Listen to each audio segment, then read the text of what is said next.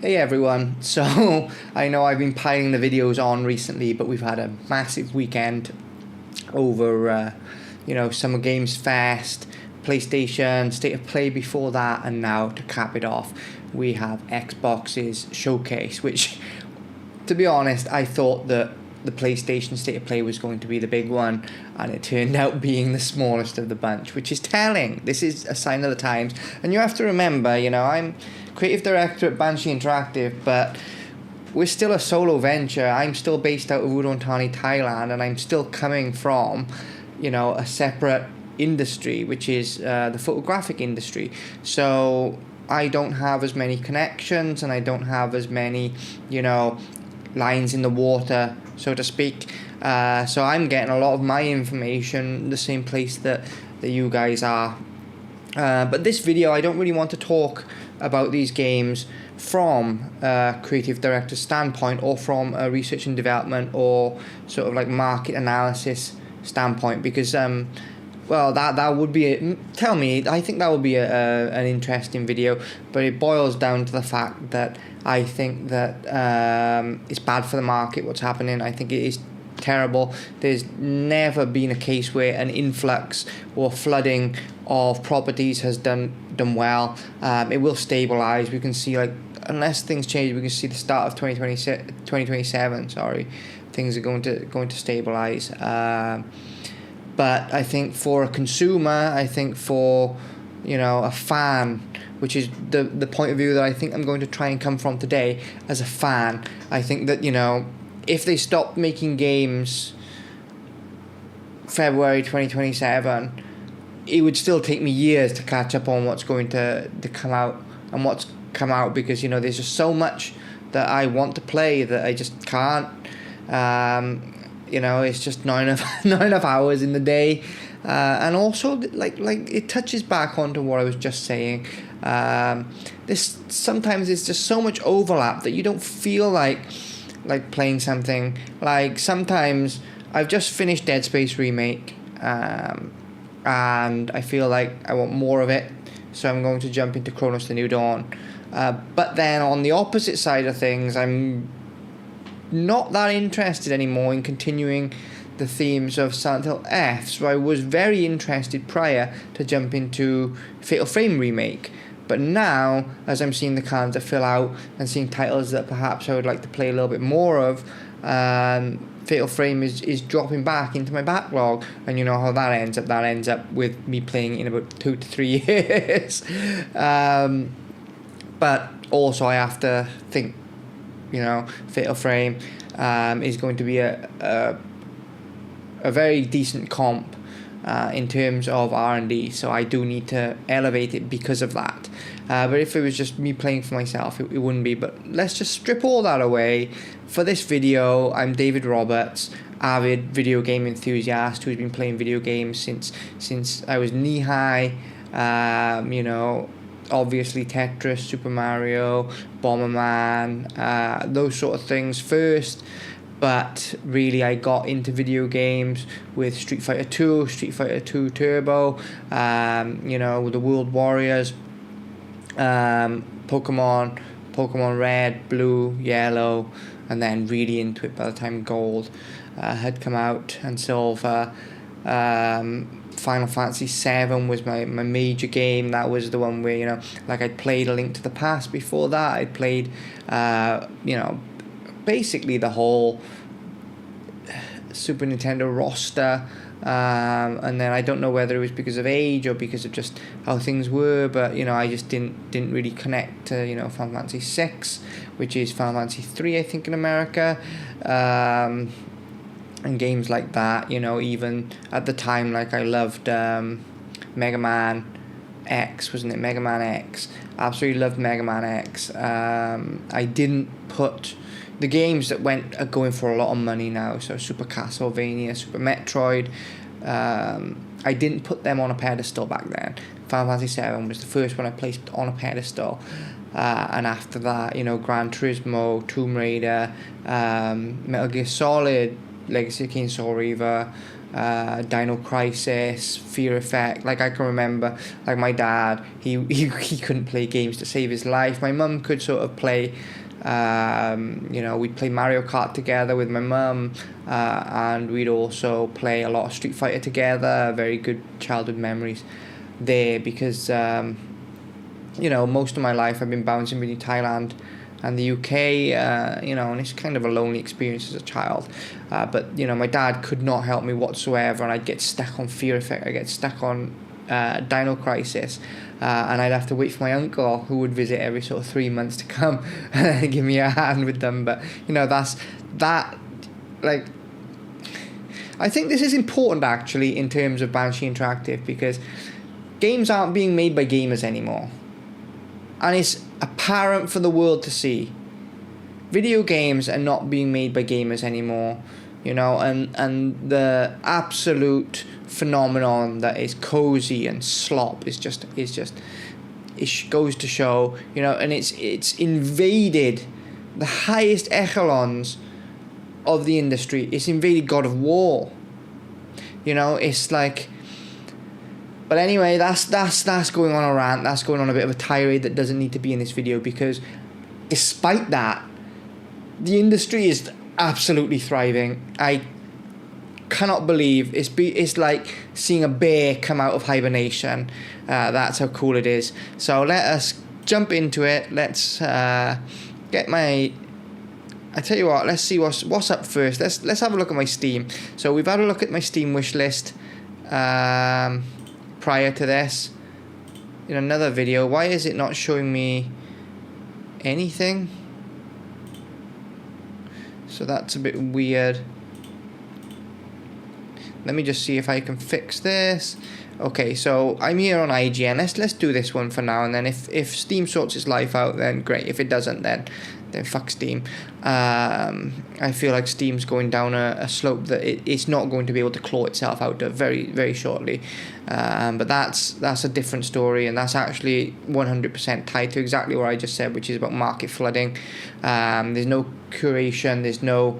Everything is equal nonsense is exactly that. It's absolute fucking nonsense. It does nothing for the consumer. It does nothing for the end user. It does nothing for the medium. It does nothing for the people who invest time, energy, and effort into making these things. So, anyway, IGN, another site that I don't fully agree with. I think it's changed radically, or maybe it's just grown the way it was intended.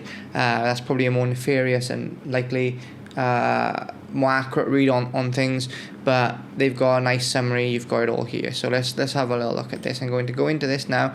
So let's just start from the top. Gears of War. I tell you what, let's just turn the sound off for now, because that just makes life easier. Look, this is YouTube. This is YouTube life right now. We've got adverts going on. I think that the first thing that sort of struck me with this game is two things. First of all, considering it's a game that is heavily inspired by Resident Evil 4, to see it in this sort of state is, it takes me back to like Dark Sector, back on PS3. That was the game before they did Warframe, which I know is a different company, but we're talking about the legacy of Resident Evil and those direct influences. So it's kind of cool to see it in this absolute state here. It's got that DNA, that I said is coming straight from that Resident Evil 4. The only thing I probably don't like is, I know he's not in his armor, but I don't think Marcus is larger than life. I think that in the Gears of War games he's looks much more intimidating than he does here. So that's a little bit disappointing here. And the other thing is, as you'll see later on as well, which is that I think that, it's always been the case for this game, but it's got that sort of Art Deco look to it. Everything's got that sort of 1950s Americana look to it. And for the first time, see, I can't leave behind the creative director, can I? But for the first time in the modern times, I feel like that we're going back to feeling like the past was better. I think that for most of the time, from sort of like post-war up until COVID, I think that the world generally thought things were getting better year on year. But I think now, in this past sort of 7 years since the pandemic, is the first time we've thought that life was better before. I think that we look now, we look at even simple things, life before social media, 1950s Americana, where technology was still mechanical, and that's very apparent, whether it's overt or subconscious, that is very, very apparent. But, you know, in terms of seeing another Gears of War game, seeing a Gears of War game where you play as Marcus, very welcome, absolutely welcome. It's definitely got more of that Resident Evil vibe, but that could just be, you know, this opening segment, because we see later on, see what I mean here in a moment, but let me just skip through this bit. But if you see in a moment, is this guy Ty, if I remember rightly his name? But Ty looks huge compared to No Neck Marcus. But maybe when he's in his armor, that'll change. And then obviously we see here, this looks very, very Gears of War, very Unreal Tournament, and I've been missing Unreal Tournament. I hope one day will come back, but I don't see it. So very happy to see that. Not very happy to see the date that is coming out, October 6th. Which is probably right in the heart of, you know, you still got the hangover from the September games, and then you're looking at, do I really want to start this just before sort of Phantom Blade, which is sort of my anchor for that part of the year. But then again, you know, this is likely going to be on Game Pass, so, and because like I said, there's so much coming, we're going to get heavy price drops. So we could really do with a lull in 2027, because I think that, you know, New Year's sale, spring and summer sales could have us knocking the price of this catalogue down immensely, which is good again for the fan, for the consumer, not good for the industry as a whole. I think that, you know, there's damage being done here. Okay, next, Doom the Dark Ages. This one is a DLC, but, you know, they're not waiting around. This is coming out next month. They've sort of announced it, and then it's coming out next month, and it's more of the same. You get a new weapon, but then there's also parts of it. I think that, first of all, I think from a design perspective, having these snowy elements, it gives a contrast that the original Doom the Dark Ages didn't have. So I think that was the right choice there. But it's a fantastic game to play, absolute blast. And if it's priced right, I will 100% be purchasing this. But if it's not, you know, for me, price right, I think it needs to be under $12. I think it needs to be under sort of 500 baht. Wait there, my dog's going nuts. Right, okay everyone, so we're back now. So the postman came to deliver some stuff, and my dog just absolutely shut the bed and ran into the door. Anyway, what was I saying? I think this is going to be priced nearer to $25, which is nuts, because the actual game costed less. And this is where I mean, it's devaluation of IP, it's devaluation of product. I think that this heavy sales, heavy market flooding is not good for the industry, but for the consumer, you know, it's more Doom, and yeah, 100%. If the price is right, I'll buy it. If the price is not right, I won't buy it. It's as simple as that. And, you know, like, $20 is $20. It's not gonna kill me. It's just out of what's the word I'm looking for, you know, it's out of priorities, right? So July 7, which, if, you know, yeah, next, this is what it's going up against. And I really don't like the look of this new trailer. I really don't like what they've been doing to Halo for many, many years now. But like I said in another video, you'd have to completely change the game for them to make Halo, a remake of the original Halo, bad. But, you know, again, I'm not going to be the guinea pig for this. I'll wait for a review to come out, but July 28th. So, you know, a little later than I'd like, but, you know, Halo's only a weekend game anyway. You you buy it Friday and you finish it by Sunday. So I don't know if it's going to be out on... Okay, so first of all, this is worth seeing here. So it says Xbox Game Pass, Xbox Play Anywhere, Steam, PS5, Xbox Cloud, Xbox One PC, Xbox Series X. So when they say Xbox on PC, that's literally Xbox, the app. So it needs to have the Steam icon there for it to be out on Steam as well, and also the Xbox Game Pass icon to be out on Game Pass. So that's nice that we figured this out. But yeah, I mean, it's not a full price game, but again, I love Halo. I would love to replay Halo again. We've already had the anniversary edition, but I don't want to be the guinea pig for this either. We've got Spyro next year, Fable, absolutely completely uninterested in that. Crazy Taxi, again, just not my thing. Modern Warfare 4, which is the campaign itself, I'm very much looking forward to, but I've been a little bit disappointed by this. First of all, though, look at it. I think that this is one of the best looking games I've ever seen. I think this is, Resident Evil 9, Alan Wake 2, Dead Space remake level of good looking. This is going to push what we consider, standard graphics, definitely. But this is their sort of extraction shooter that they're showing off here, and it's kind of cheesy, it's corporate, it's bullshit Activision, Microsoft nonsense, it's not very gamery at all. It's kind of their idea of what they think gamers are or want whatever. And here, like I said, I can't drop. I said I'd drop the creative director, but I can't. This is one thing that video games have got worse at, which is rain. I think that of everything, video games have incrementally got better at, except for rain. I think that, look at how noisy that is, and it just looks bad. You don't need to have any artistic terms to see it and go, that looks terrible. But other than that, I think that games are pretty much cracked there. Like water reflection, still water. Look at the insides.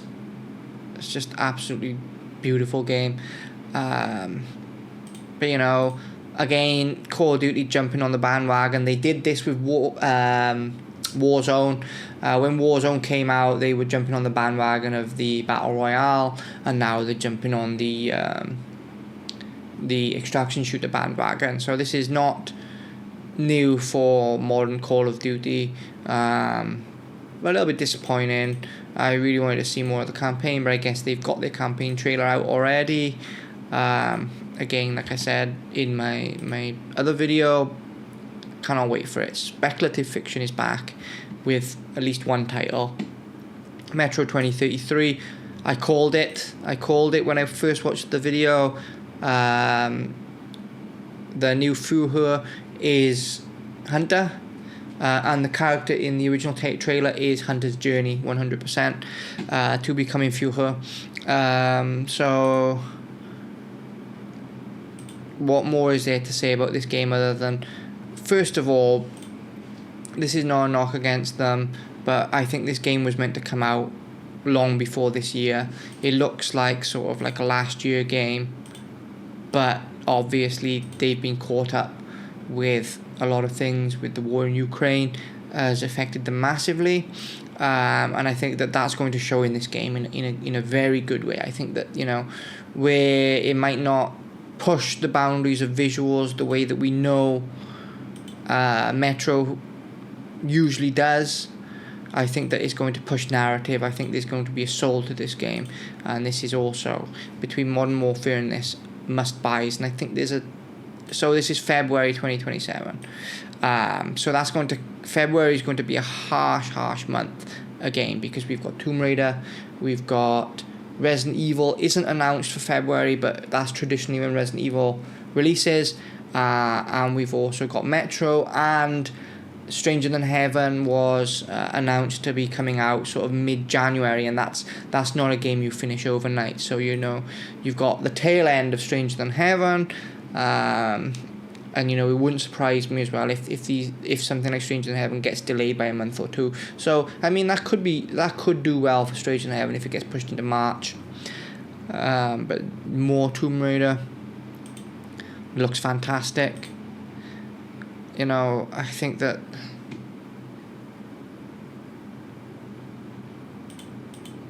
there's a lot of stuff that's slightly nefarious about it, but when you look at it with blinders on as a remake of the original game in a very sort of like what it seems to be very, this is very much how Lara was first presented, blinders on, not looking at any of the politics around it, this looks like a great game. But obviously we've got Amazon stuff, we've got feminist agenda stuff, we've got AI stuff. This is not clean cut. But maybe that's just marketing, because maybe that's just them trying to be PC in the marketing as well. Because like when Lara came out, I think she was inadvertently a strong feminine character. I think that she was definitely meant as eye candy to begin with, but I think that due to just what was going on in those games and the rarity of seeing a female heroine back then, I think that she developed into this monolithic character, and I think she surpasses that. I think that first of all, like I'm a man, so like I can't really say 100% how a woman feels, but I think that like beauty is one of those things, like it is something that women strive for, and I think taking that away is detrimental to women. Like my partner, and every woman that I've known, they strive to be the most beautiful person they can be. They look after themselves. That's why the cosmetics industry is huge. I think that taking that away robs women. I think that maybe that's just me reading the room wrong, because it's easy to see enemies when enemies are everywhere, right?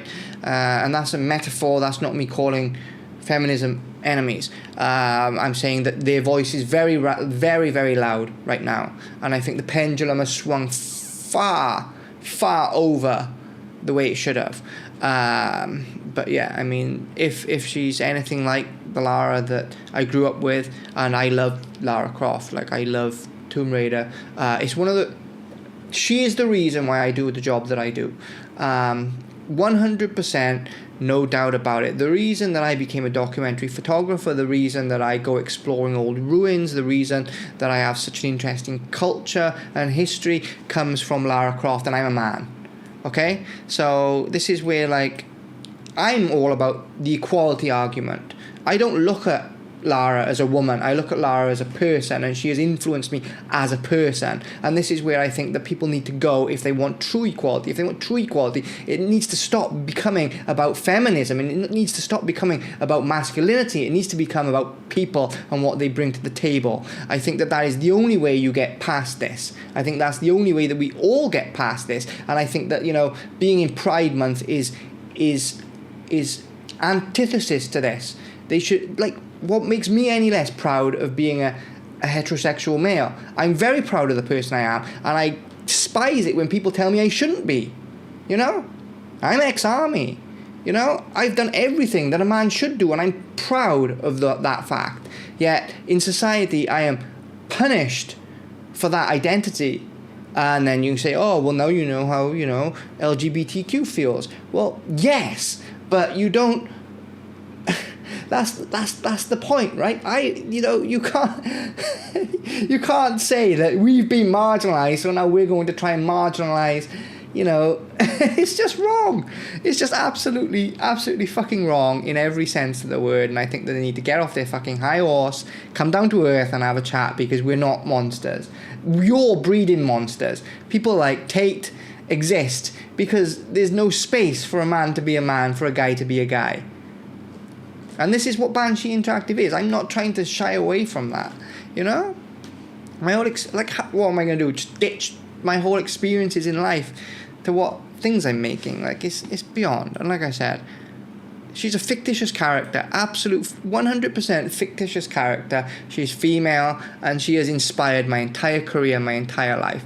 And, you know, there's been a devlog where there's a woman says, you know, she inspired me to, you know, want to be an intelligent, courageous woman. And, you know, that's just me summarising. She probably doesn't say those exact words, but that's the theme of what is being said. Well, she inspired me to be an intelligent and courageous man. There you go. So why can't it work the opposite? If I can allow a female protagonist to influence myself to such a large degree, why can't you do the same for a male protagonist? Why does it have to be, you know, one or the other, right? You know, like 90% of the games that I'm interested in have female protagonists. Senua, I love Senua Saga. Senua Saga I consider the best game like that's come out. Full stop. Maybe ever, but definitely in recent memory, you know. The Plague games, the Plague Tale games, you know.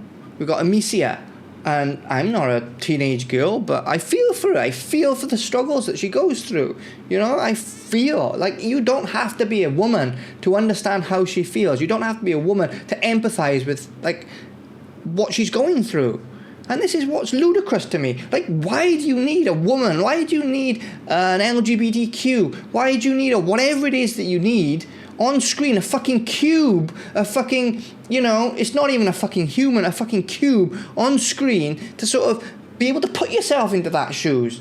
Like, it's ridiculous. It's fucking ridiculous. And it's going to be the death of the fucking medium. It's going to be the death of media, full stop. And this is how strongly I believe in it. It just is. It's just ridiculous, and I don't want to see it. Not as a creator, nor as a consumer. Make a game because it's good. Make a character because they're good. Or bad, you know? Some characters are fucking awful, but that's the point in them. Joffrey being one. And, you know, everyone hates fucking Joffrey, but look at his fucking life in King's Landing. You think he's going to turn out any other way? Come on. Media literacy is fucking zilch. Empathy is fucking zilch. Just agendas, left, right, extreme to extreme. There's nowhere in the middle anymore. No one who talks common sense anymore. And you can't counter, you know? I'm the one in the wrong because I want there to be masculine voices. There needs to be masculine voices, because if there's not, toxicity breeds.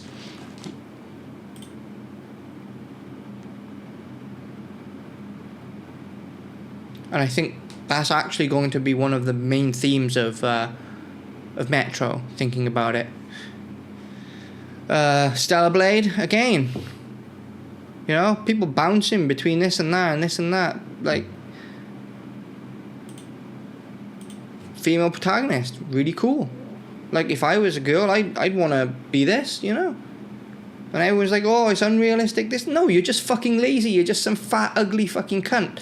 You're just someone who doesn't want to put time into, learning aerobics or learning, you know, like, especially coming off the back of, you know, the Winter Olympics, and we've got these ice skaters who've found fame. Like, you think that comes overnight? They probably looked up to figures like this. You know, that's what pushes you to do the hard work, because you don't just wake up one day and then you're suddenly, you know, like some sort of gymnast. No, you don't.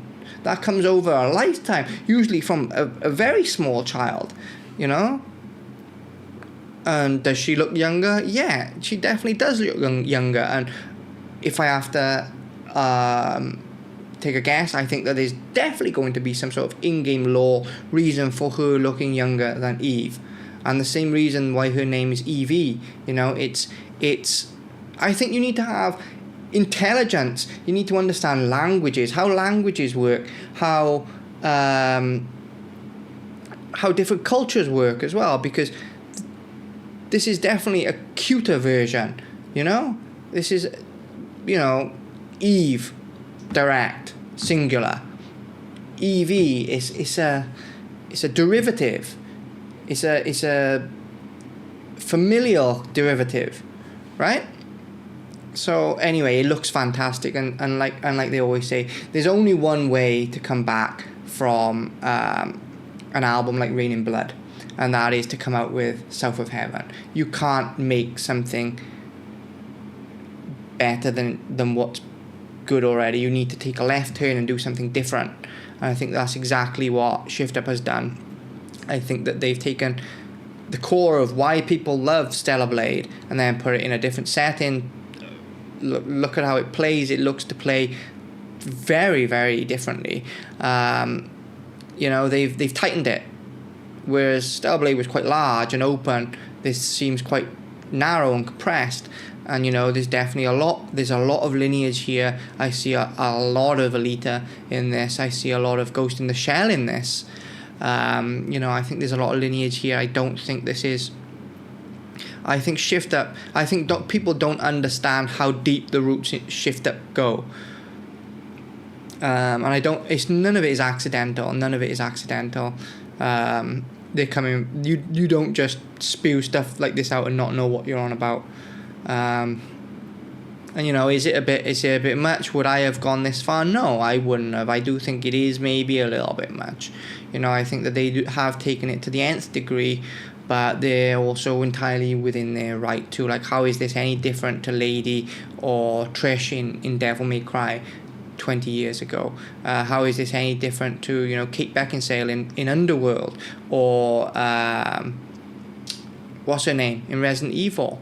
It's not. It just isn't. So it astonishes me that people want to hate on Stellar Blade and say that they want feminist games. Here we are. This surprised me so much. I could not get into the second one, but this just excites me so much. The fact that, like, on the airship, Cloud is absent. I don't know what it is about this game, but it makes me want to retry and replay the second one.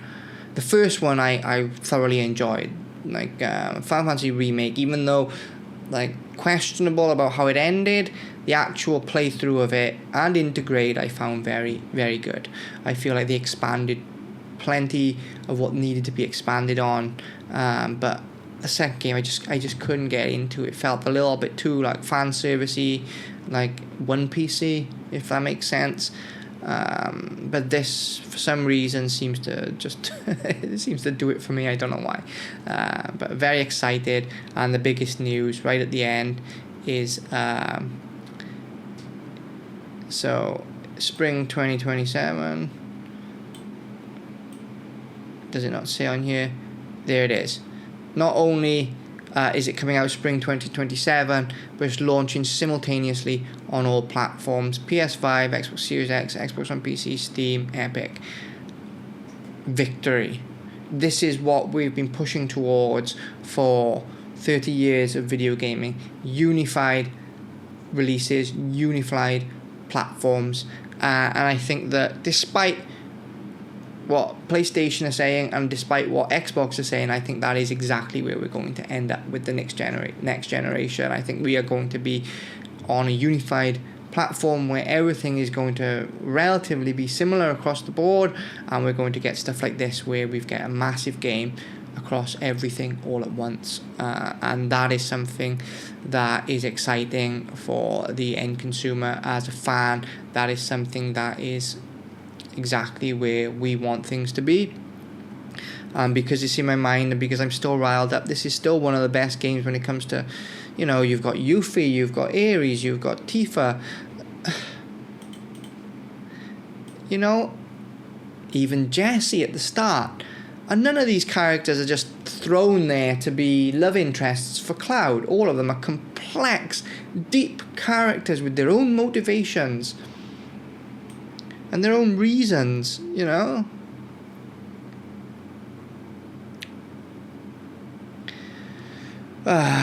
was I? I think that's enough for today. I think that I'm riled up. I think that, it's really annoyed me, the state. And I suppose by me trying to bring my creative director view on this, I'm also a part of the problem in a sense, because it's become less about the games. It's become less about the games. It's become more about the package. That it has become about what's inside the package. And I lament that. So I'll end it exactly where my main thesis is. I as an individual have been highly inspired by a fictitious character that is female, that is Lara Croft. If I can be inspired by Lara Croft without being, I don't want to, I'm a man. I'm about as a man as a man can get. And I'm not talking about these caricature bodybuilder, when you talk about a traditional man, no one is more manly than myself, and I'm fucking telling you straight on that one. And she is my biggest influence in life. So there you have it. Take that whatever fucking way you want it, and spin it whatever way you want it, because I don't care. I want to make my game. Understood? I want to make my game. If I have to change my game to get it made, there's no point in me doing it. What's the point? This is Banshee Interactive. I'm David Roberts. And remember, this is not a simulation.